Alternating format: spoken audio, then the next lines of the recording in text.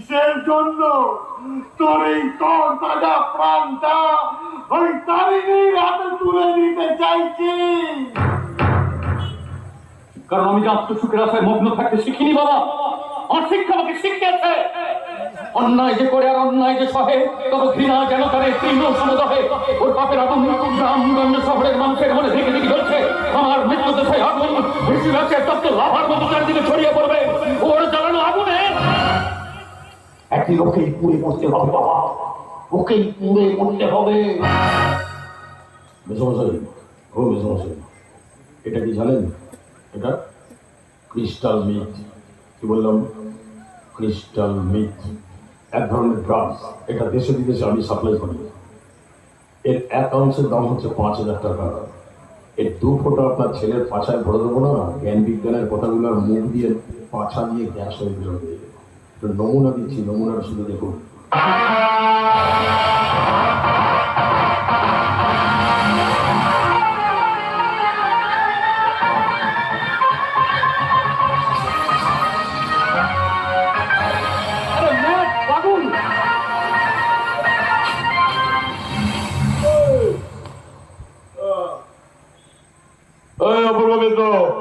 কটা তারিণী ঘোষণের ফাঁসি দিবি বল? আজ আমার ফাঁসি দিবি, কাল আরেকটা তারিণী জন্মাবে, তাকে ফাঁসি দিবি, আরেকটা জন্মাবে, তাকে ফাঁসি দিবি, আরেকটা জন্মাবে। কটা তারিণী ঘোষণের ফাঁসি দিবি? তারিণী ঘোষণের ফাঁসি না দিয়ে দেশের সিস্টেমটাকে পাল্টা। কারণ এই সিস্টেমই তারিণী ঘোষণের জন্ম দেয়, অপরাধ জগতের জন্ম দেয়, সন্ত্রাসবাদের জন্ম দেয় এই সিস্টেম। তাই এই সিস্টেমটাকে পাল্টা। তা না হলে 1947 সালে দেশটা স্বাধীন হবার আগে এই দেশটাকে কেটে দুটুকরো করে ভাগ করে দিত না। নেতাজি অন্তর্ধান হতেন না, রবীন্দ্রনাথ ঠাকুরের নোবেল পুরস্কার চুরি খেত না, বিদ্যাসাগরের মূর্তি ভাঙা হতো না, দেশের পয়সায় বিদেশে গিয়ে নেতা মন্ত্রীরা ফুর্তি করতে পারত না। তাই এই সিস্টেমটাকে পাল্টা, সিস্টেমটাকে পাল্টা। আর কোন আদালতে তারিণীর বিচার করবি রে?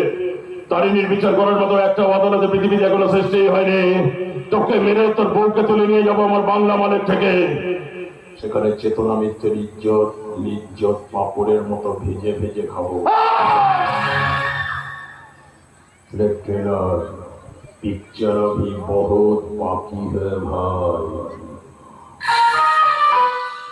কিছুক্ষণ আগে ঘুরটা দিয়ে বিপ্লবের জিপটা কেটে এলাম, এখনো তাজা রক্ত লেগে আছে এই ঘোরে।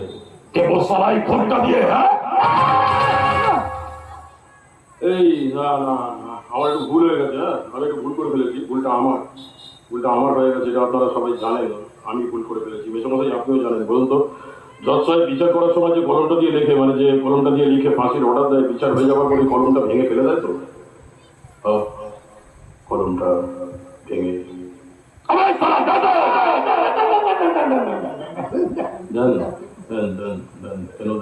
কেন দেন? কারণ ওই কলমটা তখন জজ সাহেবের কাছে অভিশপ্ত হয়ে গেছে। কিছুক্ষণ আগে খোপটা দিয়ে বিপ্লবের জিপটা কেটে গেল না, এই খোপটা এখন আমার কাছে অভিশপ্ত হয়ে গেছে। এই খোপ দিয়ে আপনার ছেলেকে আমি মারবো না। খোরের হাত থেকে আপনার ছেলে বেঁচে গেল।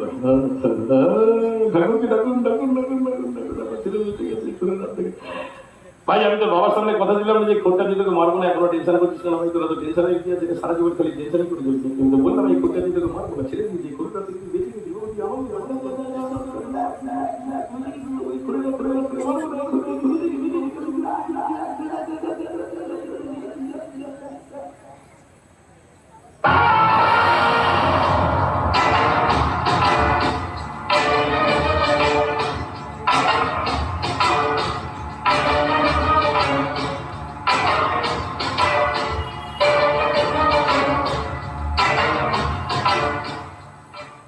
এই কাতানটার হাত থেকে তুই বাঁচবি না রে সালা।